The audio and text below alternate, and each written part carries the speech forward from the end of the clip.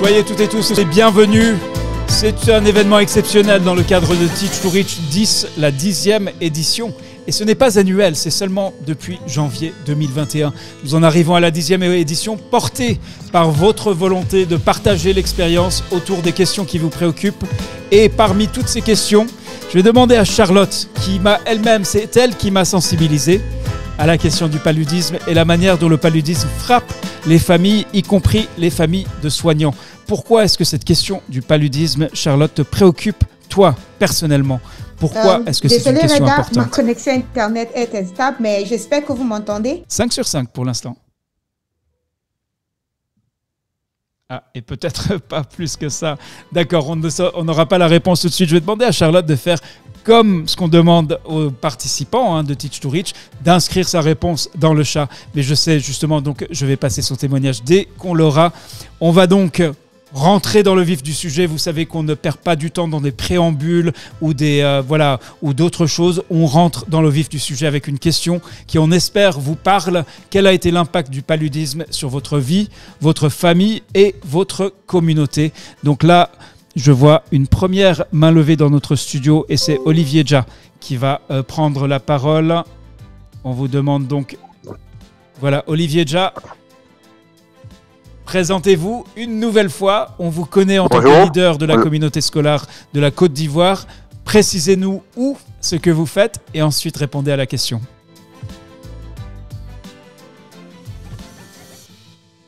Merci bien Reda. Bonjour à tout le monde. Bonjour à tous les participants à cette section de Teach to Reach. Alors, depuis lors, j'étais connecté. Je suis vraiment avec intérêt cette section. Je suis docteur Olivier Raphaël.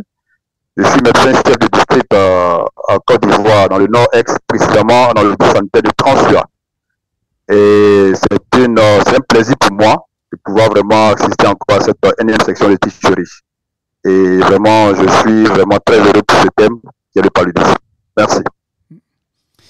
Alors, Olivier Dja, dites-nous quel a été pour vous l'impact du paludisme non seulement en tant que professionnel de santé, mais sur votre vie à vous, votre famille et bien sûr la population dont vous êtes au service. Alors, le paludisme est un problème de santé publique dans notre contrée. Et cette maladie est la première cause de morbidité et de mortalité dans mon district. Alors attendez, Olivier Dja, est-ce que je peux vous poser une question intime quelque part en tant que médecin ? Oui. À quand remonte la dernière fois que vous avez été témoin du décès d'un enfant à cause du paludisme dans votre district ? Pas dans le district, mais quand j'étais encore en stage au CHU de Cocody à Abidjan, oui. J'ai été vraiment témoin d'un cas de décès parce que comme nous sommes au district et que ici vraiment la prévention est vraiment de mise, je n'ai pas encore vraiment assisté à un traitement. Le dernier cas de décès, c'était dans les années 2013-2010, voilà, que j'ai assisté à un cas de décès lié au paludisme. Voilà. D'accord. Alors poursuivez. Voilà. Donc vous avez, Donc quel est cet impact du paludisme sur votre vie ? Donc le paludisme vraiment sur notre vie, c'est une maladie qui survient fréquemment dans nos contrées parce que le district dans lequel je suis dans la zone, nous sommes vraiment dans une zone forestière. Et le paludisme est la première cause même de consultation dans nos centres de santé. Donc, ça a un impact sur les familles, sur les vies en termes de complications liées à cette maladie. Et personnellement, dans ma vie, dans ma famille, bon, comme tout Ivoirien, cette maladie vraiment sévit dans toutes les familles, dans toutes les communautés. Donc, ça a vraiment un impact vraiment dans nos communautés, dans notre famille, dans nos familles. Voilà un peu ce que je peux dire sur l'impact. Donc, il y a des causes de décès liées à cette maladie, surtout les complications, surtout l'anémie qui vient en première position, qui est vraiment une des premières causes, une complication, et surtout aussi chez les femmes enceintes et les enfants, les nouveau-nés et autres. Donc, voilà un peu quel est vraiment l'impact de cette maladie dans nos communautés. D'accord. Alors, prochaine question, cher Olivier Dja. Avez-vous constaté une augmentation ou une diminution des cas de paludisme et pourquoi ? Et ensuite, dites-nous, répondez d'abord à cette question et ensuite, je vais vous demander qu'avez-vous fait pour vous adapter à ces changements ? Voilà, le district sanitaire de Transua a été ouvert en 2019 et quand on a fait vraiment l'analyse de 2022 à 2023, on a vraiment connu une légère baisse des cas de paludisme dans notre district. Et pourquoi ? Parce que on a vraiment insisté sur la prévention. Et lors des consultations curatives, il y a des distributions de moustiquaires imprégnés qui sont faites gratuitement. Et aussi, à travers les radios de proximité, on s'instruit beaucoup sur l'utilisation des moustiquaires. Pas une question d'avoir les moustiquaires, mais il faut vraiment les utiliser. Donc, ça a vraiment diminué dans mon district un tant soit peu l'incidence liée à cette maladie. Alors Olivier, déjà, question pour vous sur les moustiquaires. Qu'est-ce qui fait la différence entre une famille qui utilise les moustiquaires, qui comprend l'intérêt et qui du coup est mieux protégée, que la famille à qui on a également remis une moustiquaire, mais qui ne l'utilise pas? Oh, la différence, elle est de taille parce que une famille qui a la moustiquaire et qui l'utilise, il y a moins de cas de paludisme, c'est évident, dans cette famille.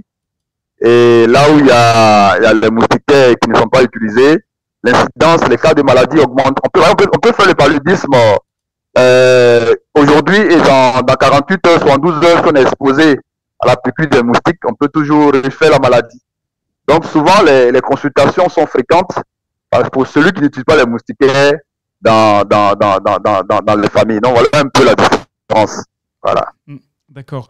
Alors, est-ce que vous participez à l'introduction du vaccin contre le paludisme en Côte d'Ivoire? Parce que si oui, on a des questions pour vous. Où en est la Côte d'Ivoire et où en est le district de Transua sur cette question? Très bonne question, parce que là, on va introduire dans le mois de juillet la vaccination contre le paludisme dans notre pays. Et le district de Transua est actuellement au stade de la sensibilisation. C'est un nouveau vaccin qui sera introduit dans notre pays. Donc, on est au stade de la mobilisation communautaire pour qu'il y ait moins de cas de refus. C'est un nouveau vaccin. Donc, c'est l'un de mes intérêts pour ce sujet parce que je veux aussi apprendre de mes pairs, je crois que ce sera dans le réseautage, pour ceux qui ont déjà introduit le vaccin dans leur pays, comment vraiment ils ont géré vraiment l'introduction de ce nouveau vaccin-là.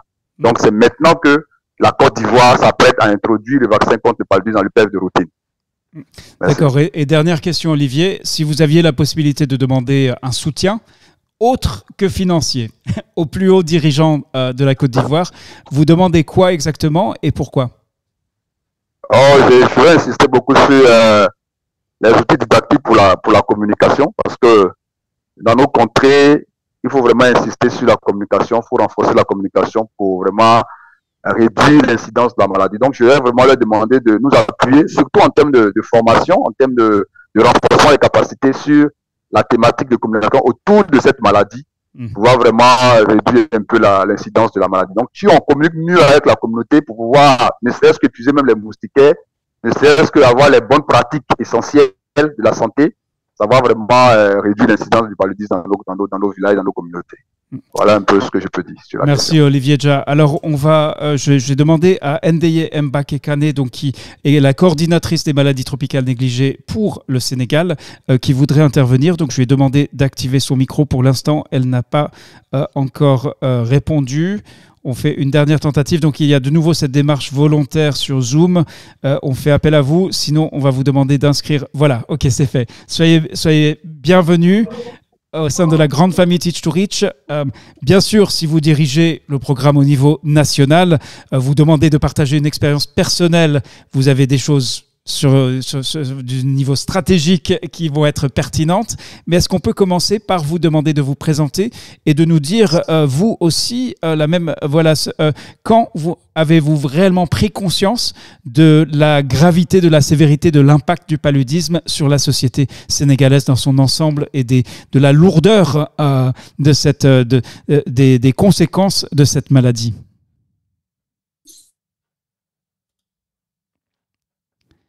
Alors, malheureusement, Ndeye Mbakekane, on ne vous entend pas, votre micro est activé. Il faudra vérifier votre connexion. Voilà, et on vous laisse le temps de vérifier cela. Et en attendant, il y a Sheikh Nyang qui a son micro activé. On reviendra vers vous, Ndeye Mbakekane, dès que vous avez réglé votre problème de micro. Sheikh Nyang, soyez le bienvenu. Présentez-vous et après, dites-nous quel a été l'impact du paludisme sur votre vie, votre famille et votre communauté.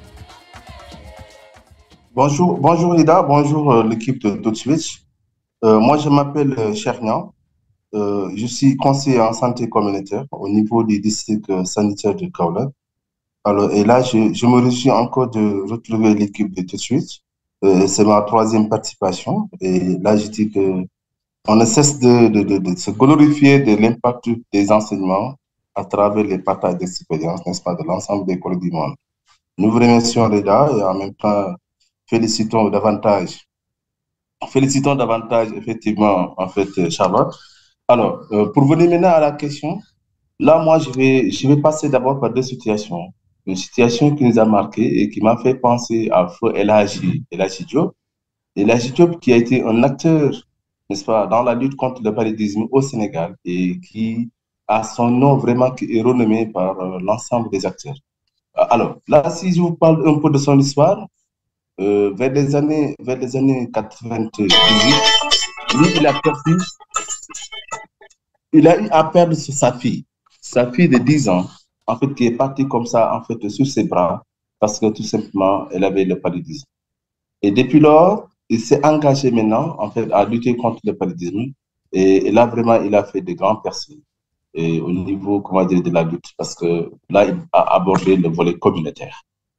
Et là, Stouff, en fait, s'est engagé surtout avec Zéro Palu, je m'engage, parce qu'un slogan qu'il a lancé et qui a vraiment en fait le tour du Sénégal. Et que beaucoup de gens, en fait, ont eu à s'approprier, n'est-ce pas, de ces méthodes de communication, de sensibilisation et de ces engagements. Alors, deuxième peut-être constat ou bien deuxième situation qu'on a vécue, c'est qu'après maintenant, Thiès, j'ai été affecté au niveau des Kaolack. Et là, au niveau des Kaolack, dans la lutte contre le paludisme, surtout, nous utilisons ce qu'on appelle la CPS, la sémio-prévention saisonnière. Et alors même, en fait, j'en profite pour dire que nous allons entrer dans notre premier passage d'ici là, le mois de juillet. Et que l'année passée, en fait, on a eu une expérience vraiment désagréable. Parce que durant, en fait, le deuxième passage, on a eu à faire le tour des maisons et que malheureusement, entrer dans une maison, un père de famille a refusé que ses enfants, en fait, prennent, comment dire, des comprimés. Alors, maintenant, en fait, on a fait intervenir l'équipe.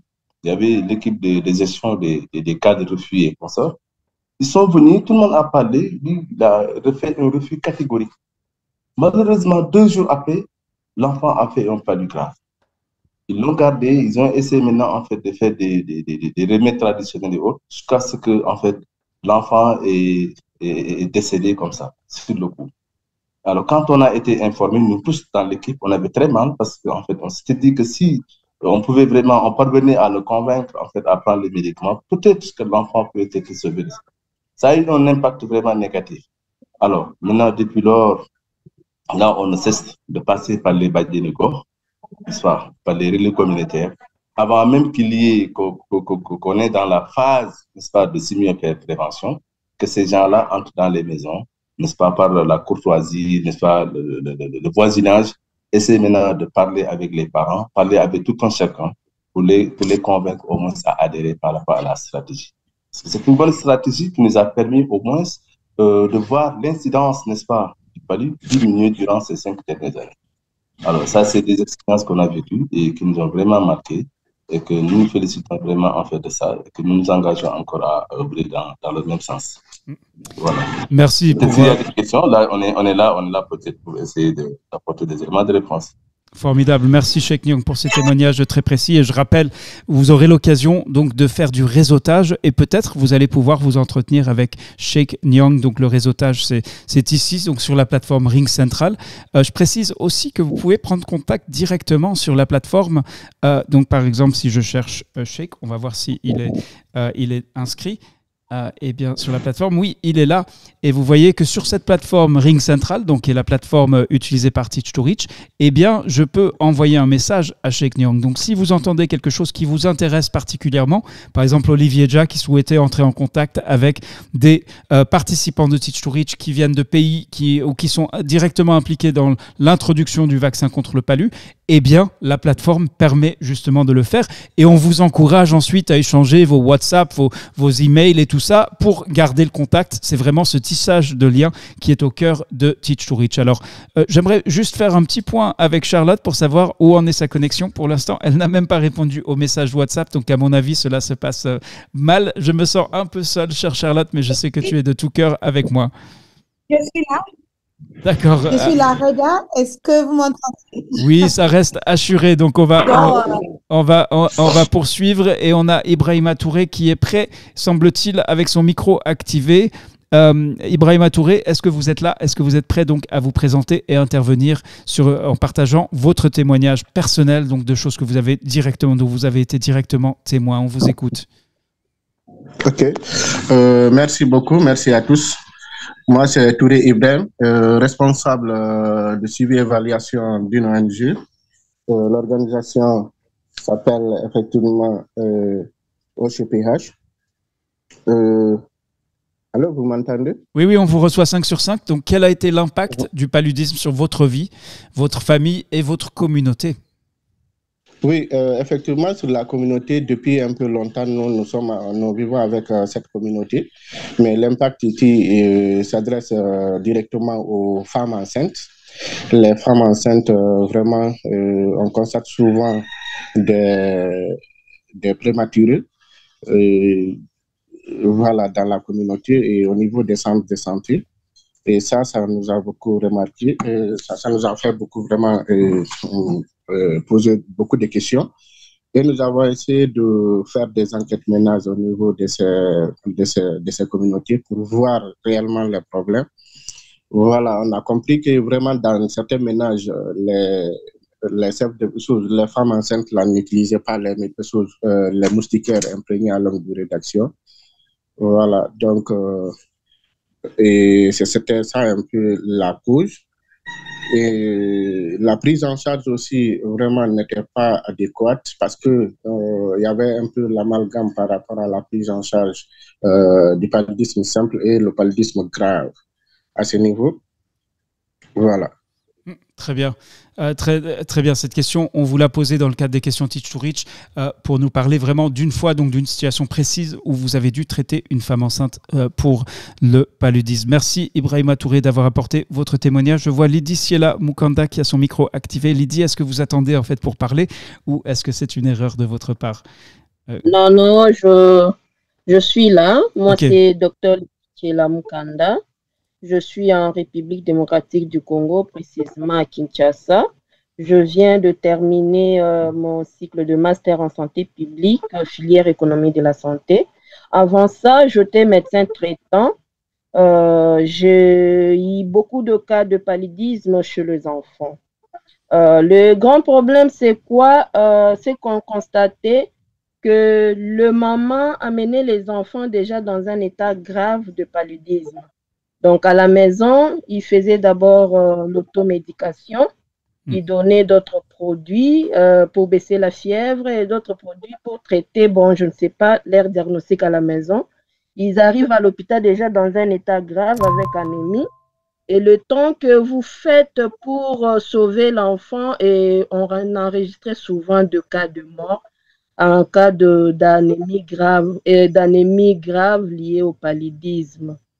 Bon, et puis quand on essaie un peu de finir dans les antécédents, quand le maman amène les enfants, on constate que la plupart de mamans n'utilisent pas les moustiquaires imprégnés qu'on leur donne. Ils disent quoi? Il fait tellement chaud ici à Kinshasa, quand vous mettez l'enfant sous moustiquaire, les enfants ne supportent pas parce qu'il fait chaud, ils sont obligés d'enlever le moustiquaire.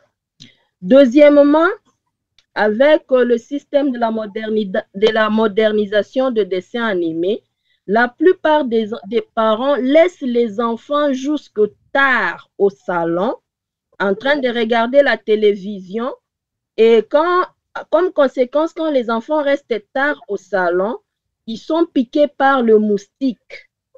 Ils sont piqués par le moustique et quand il y a un retard d'aller au lit et entrer dans le moustiquaire, le moustique là qui pique les enfants au salon est aussi cause du paludisme. C'est ainsi qu'on constate une augmentation du taux de mortalité du paludisme, surtout ici chez nous à Kinshasa, parce qu'il y a plusieurs causes. Il y a l'automédication, il y a la non-utilisation de moustiquaires imprégnés que le gouvernement donne aux ménages suite à la chaleur de notre région, Aussi, il y a aussi un problème de parents qui n'amènent pas les enfants au lit au plus tard 20 heures. Ils laissent les enfants jusque tard au salon en train de regarder la télé et ils sont piqués par le moustique. C'était ça un peu mon expérience que je fais pour le paludisme. Merci Lediciela Mukonda. Vous n'avez pas, enfin vous savez qu'une des questions qu'on se pose, et c'est à partir de votre poste d'observation, donc en tant que professionnel de la santé, est-ce que vous avez des indices qui vous disent, qui vous parlent, qui démontrent ou qui apportent, qui plaident en faveur qu'effectivement ces changements que vous voyez, par exemple les enfants qui ne supportent pas les moustiquaires, c'est parce que la chaleur s'est accrue au fil des ans. Donc il y a des changements de climat et pas seulement des changements dans la météo. Oui. Ouais, ok. Comme par exemple, ici à Kinshasa, avant la saison sèche, nous avons passé dans un temps de réchauffement climatique où presque tout le monde, tu vas trouver tout le monde pendant aux heures tardives, 1 heure, 2 heures, dehors, en train de dormir dehors parce que dans la maison, il fait chaud. Et tous ces mondes-là dorment dehors sans moustiquaires, sans quoi, et ils sont piqués par le moustique.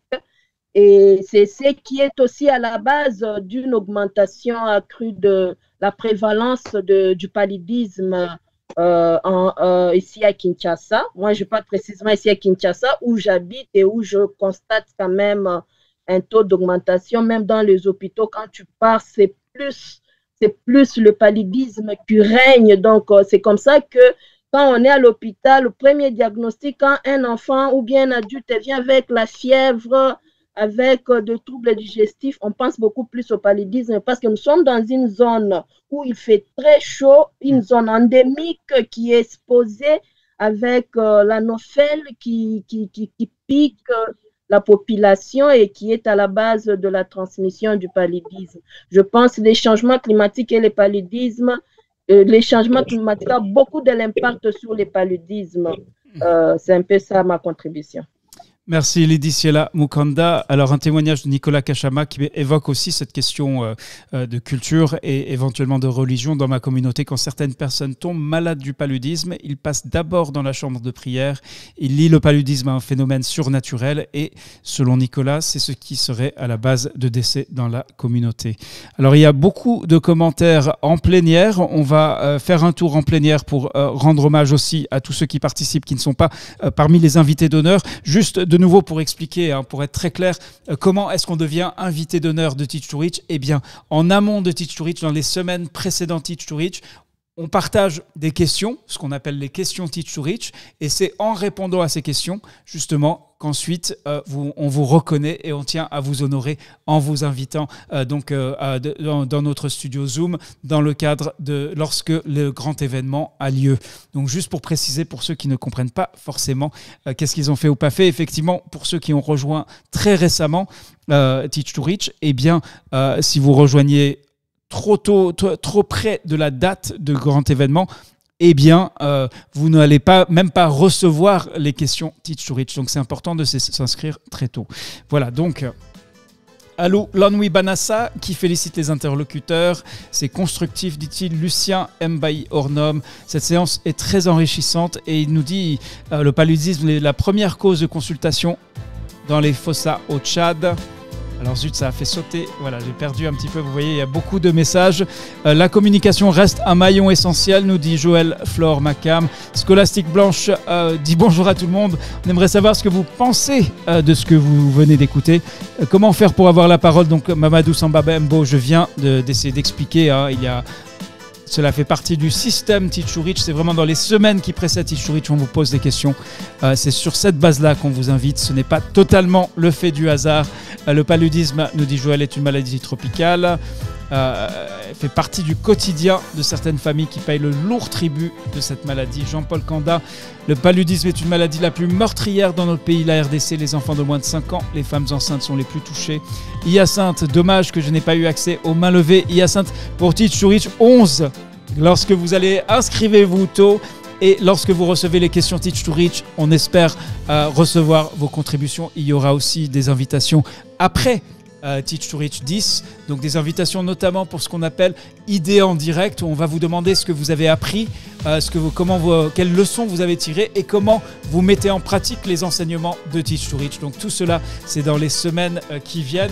Il nous reste tout juste 5 minutes pour clôturer cette séquence à propos du paludisme, l'engagement pour lutter contre le paludisme. Il s'agit donc du partage d'expériences des professionnels de la santé. Ici, on a un témoignage de Fousseini Dembélé, depuis le Mali, très impacté et affecté par le paludisme, car, dit-il, chaque membre de ma famille fait au moins un épisode de paludisme. Alors justement, la manière dont les acteurs de la santé sont eux-mêmes touchés par cette maladie. Peut-être qu'on peut terminer cette séquence avec Fousseini Dembélé. J'espère qu'il a la connexion qui va lui permettre d'intervenir. Il y a également de nombreux messages qu'on n'a pas pu passer, mais qu'on va de nouveau partager avec vous. Fousseini Dembélé ne répond pas. Je vais poursuivre donc avec son témoignage. Il dit: je contribue aux dépenses de la prise en charge du paludisme dans ma communauté. Le palu est source d'aggravation de la pauvreté à cause de l'endettement pour la prise en charge des enfants. Et c'est aussi source d'absentéisme dans les champs. Alors Nathan Binéné, également un des leaders de Teach to Reach, n'a pas eu le temps de prendre la parole dans cette thématique.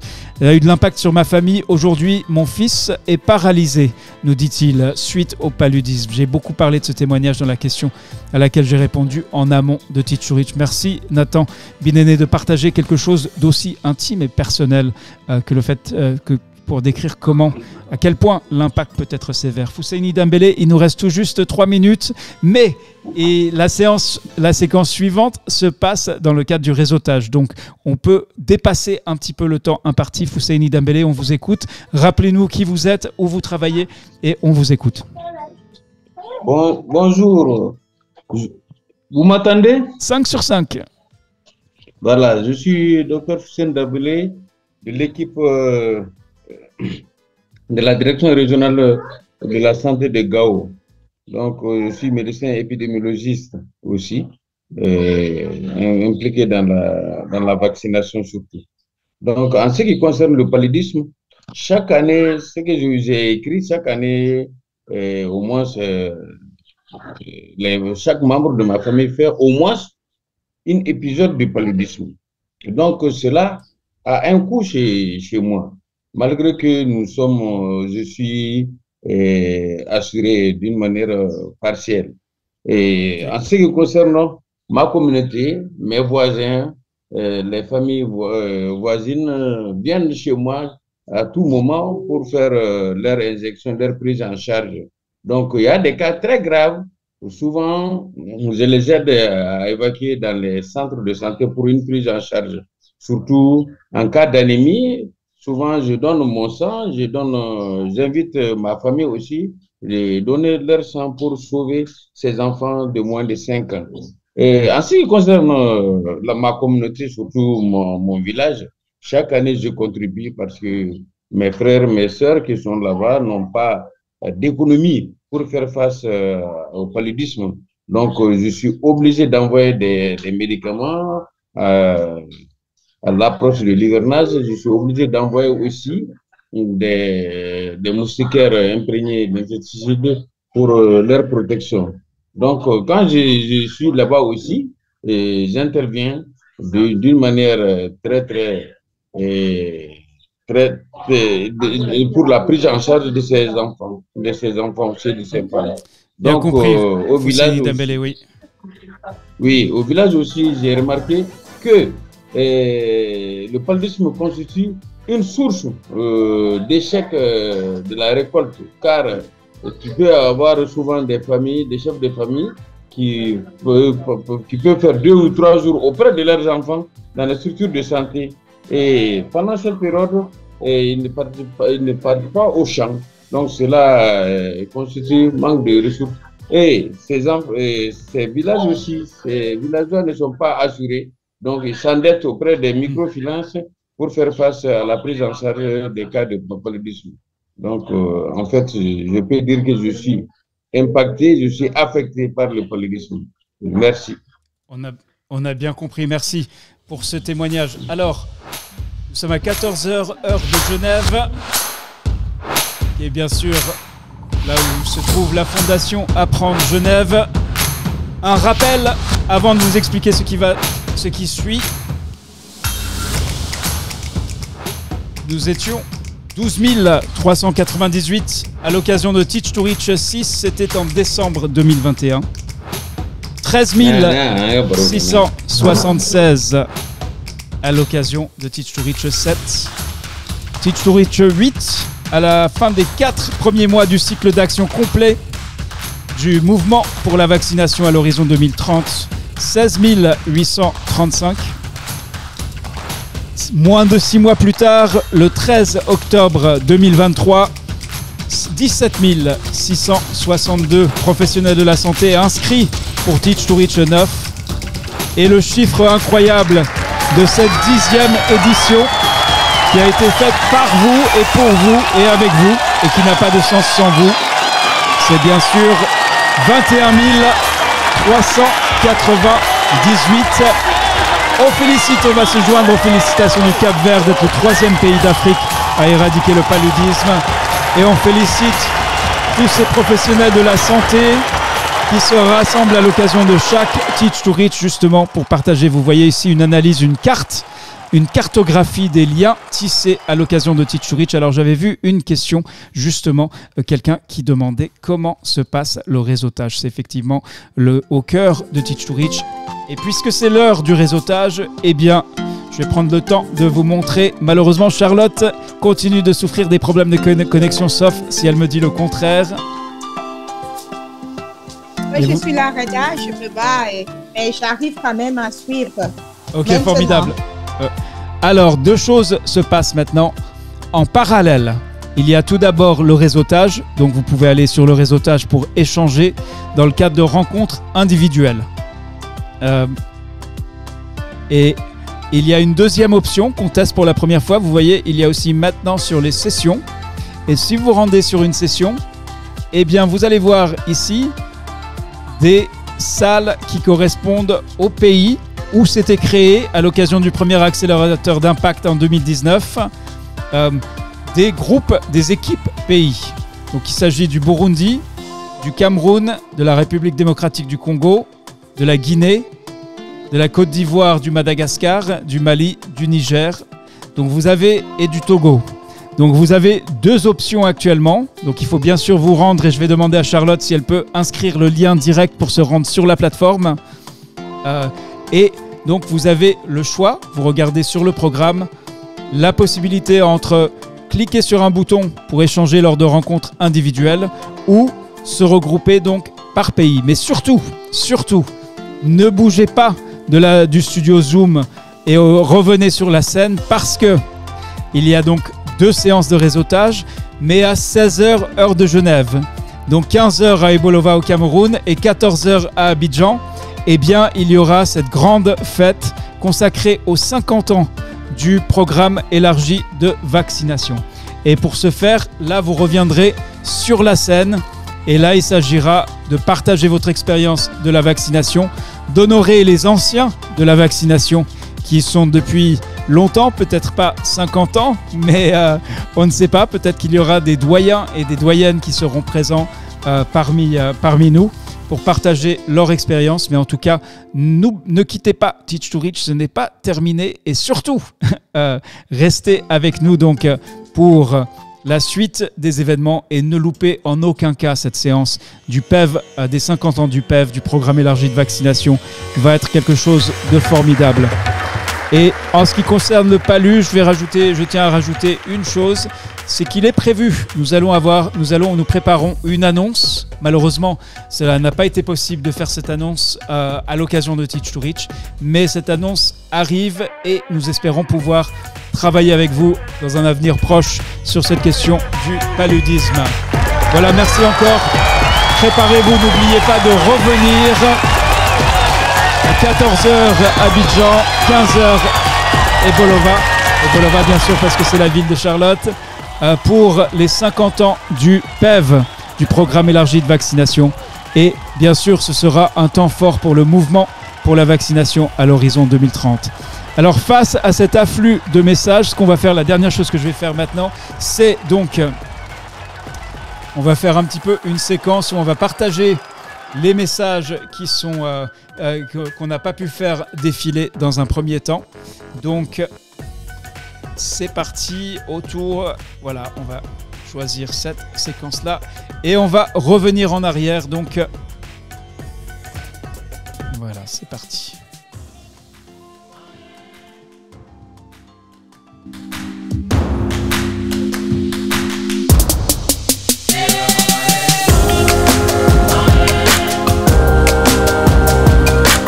Donc rendez-vous sur le réseautage. Vous pouvez bien sûr garder un pied dans la salle Zoom, mais surtout ne loupez pas la meilleure partie de Teach to Reach.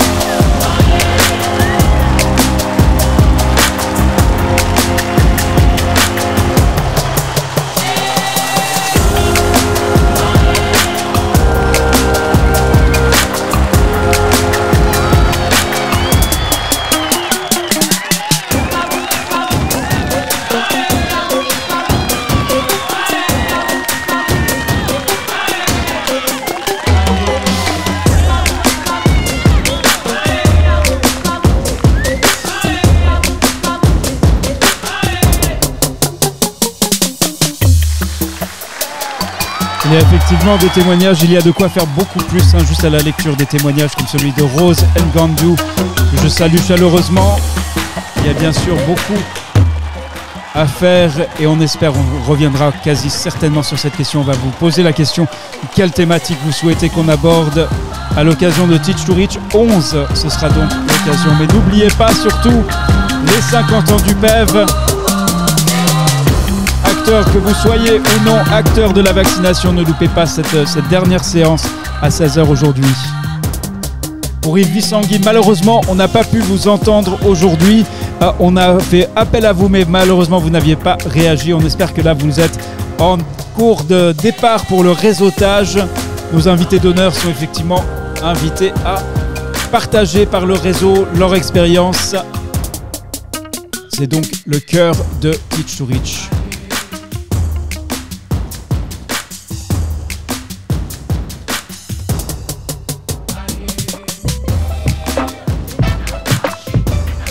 On va changer un peu de sonorité.